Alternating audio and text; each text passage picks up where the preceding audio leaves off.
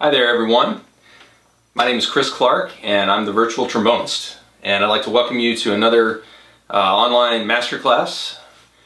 I'm going to be talking today about the ATSSB, which is the Texas Small School All-State Audition Music, and I know those auditions are coming up in the next month or so, and I wanted to give you guys a little bit of my own personal insight into preparing and how I would practice this year's 2 etudes.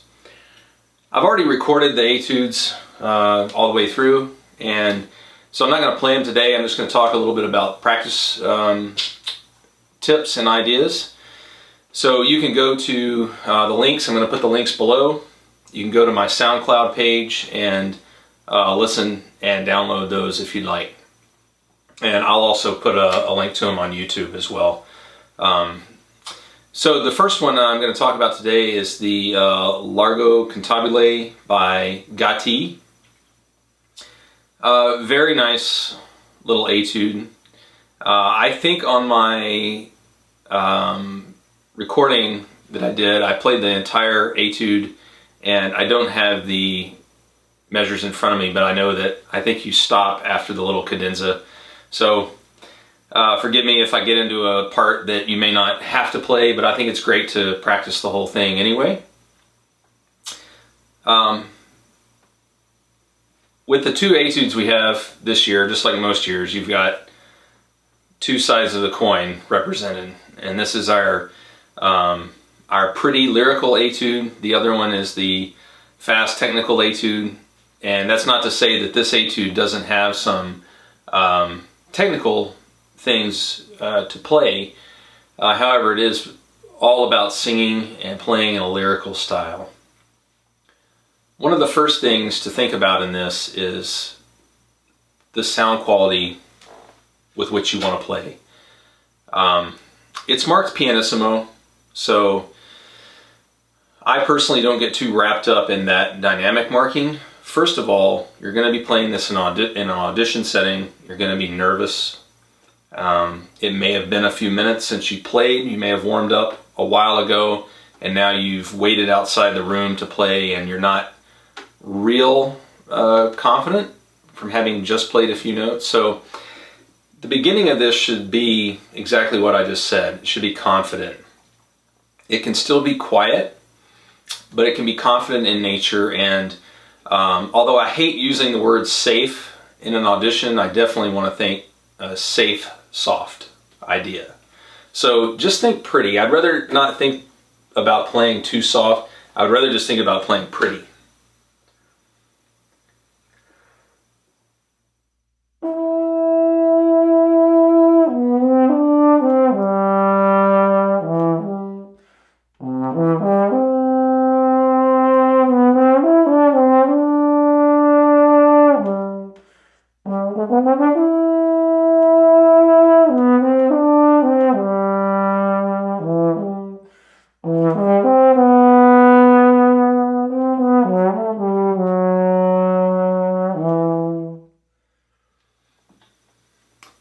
So, definitely not super soft. It's not loud either, just comfortable. That's what I'm thinking of with that.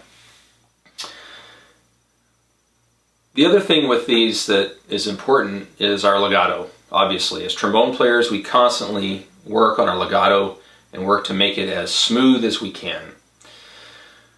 An idea that I always try to remember for myself is to move my slide as late as possible. You move the slide quick and you move it late. Why do we move it late? We want to reduce the amount of gliss between notes as much as possible.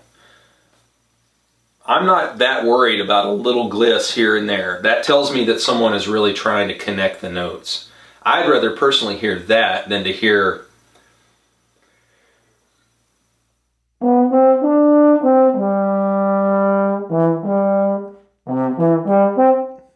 that's not legato. It's long, but it's still detached playing. So if we think about our slide movement,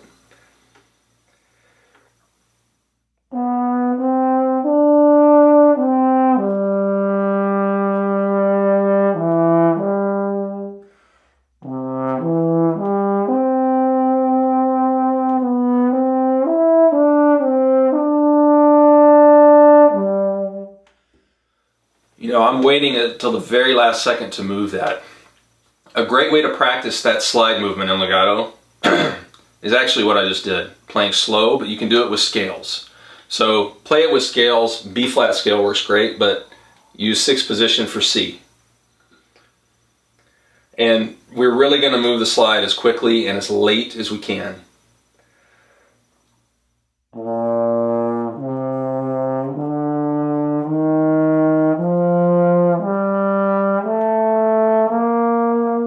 Oh, and I forgot to say, I almost started to do it and then I realized I hadn't said it to you. You can also do it with no tongue. Here's what I mean.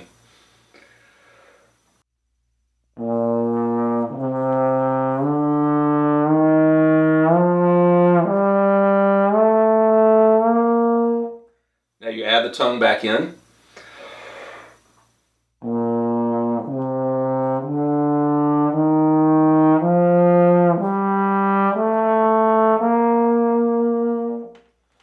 And it gives you just enough definition to smooth out the glisses. But if you're already moving the slide late and quick enough, it's not going to be a problem. One of the things that's important with these etudes is to record them as you're practicing. You don't have to have a fancy recording setup like a microphone and all that stuff. You can just set up your phone or your parent's phone. Any recorder is fine. And you can listen for these things I'm talking about. You can listen for confidence. You can listen for slide movement. It's very hard to hear that while we're playing ourselves. I can't really play and listen to myself totally out front at the same time. It's just impossible to do. You can be aware of what you're doing, but you may not be aware of how it sounds out there. So you put your recorder out in the middle of the room, your bedroom, band hall, wherever you're practicing, and play through some of this, and then listen for what you hear. Do you hear gliss between the notes? Does it sound like you're just playing detached? It needs to sound very smooth. Okay, the next thing I want to talk about with this Gatti Etude is the technical part of it, of which there's not a lot, but the part that is will take a little practice, and I'm going to give you a preview of what I'll talk about in the BAME, and that is slow practicing. So we get to the 4th line.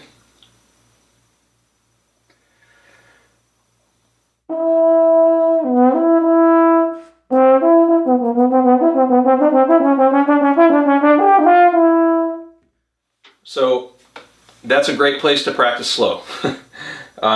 What we want to hear is all of the notes and correct half steps and whole steps. So you need to get this in your ear by playing it slow first.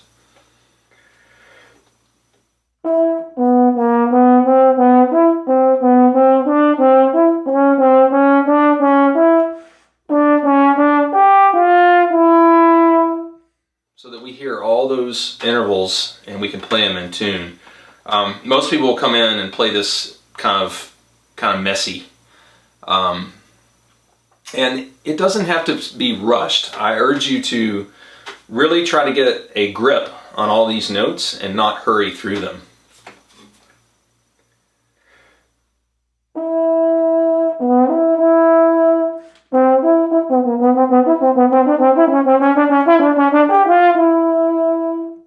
And then you have to decide what you're going to do with the end of this. A little bit of retard into the out tempo is great, and I think it sounds kind of silly to do a subito pianissimo. So I really just kind of thought of slowing down a little bit and emphasizing that I'm going back to the material from the beginning of the little piece. And you can decrescendo some, but again, practice it slow so that you have a plan for what you're going to do.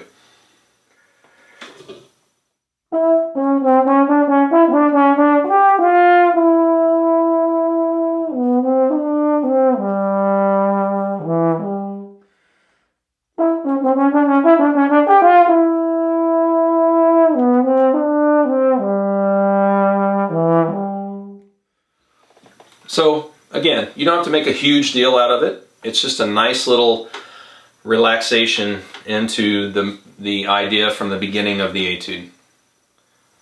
Now let's talk about the best part of this piece, and that is the music that's here and the expression you are free to play with in this piece. Of course, we have to have good rhythm, time, good legato, correct intervals, and playing in tune. That's just a given. But what this piece really needs is some expressiveness and some expression. And you have to decide, is this a happy piece? Is it a sad piece? Is it a love song? What is it? And you don't have to make it a complicated thing. You could just say, the beginning of this sounds very, very plaintive and longing and somewhat sad. Vibrato. Use some vibrato on this. Gatti, or the editor, has written in crescendos and decrescendos. Do those. And it may not feel natural to you at first, but try it. Try to come out of your shell as a musician and express something through this piece.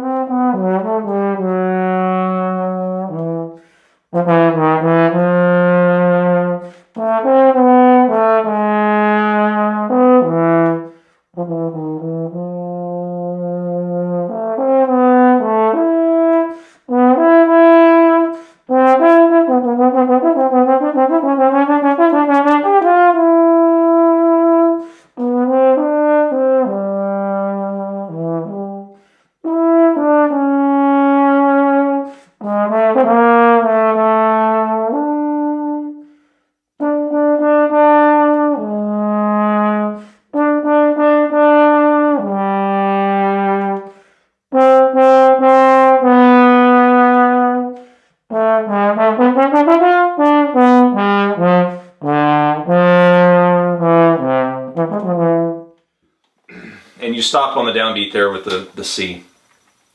I said I wasn't going to play the whole thing, but I couldn't resist. It's such a nice little piece.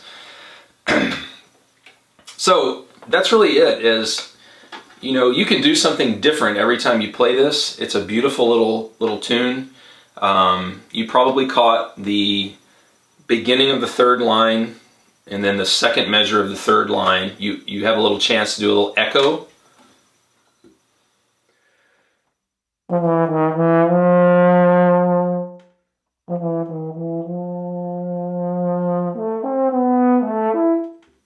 Okay, one more thing we should talk about here, and that is getting into the cadenza. At the end of line 5, there's a marking. It says stent with a period. It's an abbreviation for stentando, or I've also seen it written stentato, and basically it just means heavy and accented.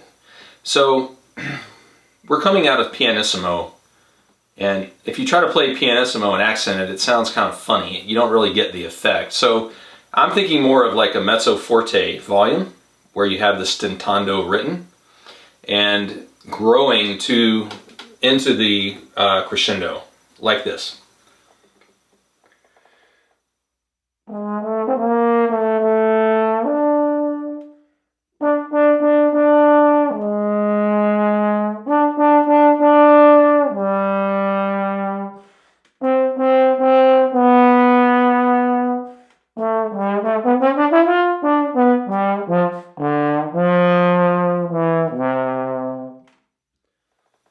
And ending right there on the C. So I hope that helps. It's always fun for me to work on these etudes and think about how I might help players who are working on them. If you have any questions, please feel free to contact me. There's a contact form on my website at virtualtrombonist.com. You can also find me very easily on Facebook at Virtual Trombonist, and Instagram at virtual trombonist as well. I think Snapchat I'm like virtual TRB, and Twitter, I'm Virtual T-Bone. So I use those as well, but the easiest way to get in touch with me is to either leave a comment after the video, either on the website or on YouTube, or you can just email me directly if you have a question you're embarrassed to ask or you don't want to ask in public. I understand. Just shoot me an email. Good luck with your auditions this year. Be on the lookout for the BAME masterclass video to follow in about another week. And I hope you have a great year. Thanks a lot.